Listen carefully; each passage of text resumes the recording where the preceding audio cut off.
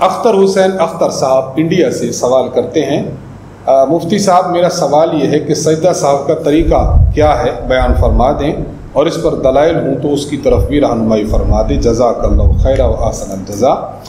دیکھیے اس پر میں ایک بات عرض کرنا چاہوں گا کہ جہاں تک سجدہ صاحب کے طریقے کا مسئلہ ہے وہ یہ ہے کہ جب انسان آخری قعدہ میں بیٹھے، آخری تشہد، آخری اتحیات میں بیٹھے تو پہلے اتحیات پڑھ لے، اتحیات پڑھنے کے بعد دائیں طرف سلام پھیر لے، السلام علیکم ورحمۃ اللہ۔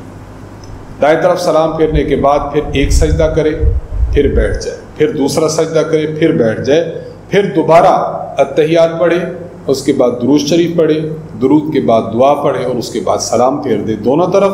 یہ سجدہ صاحب کا مصنون طریقہ ہے۔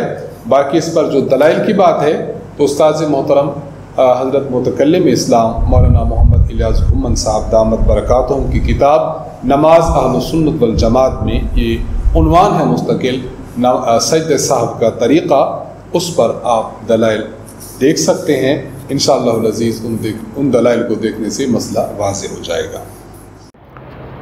جو احباب ہمیں اپنے سوالات بھیجنا چاہیں ہمارا ای میل ایڈریس نوٹ فرمائیں، markaz.edu87@gmail.com۔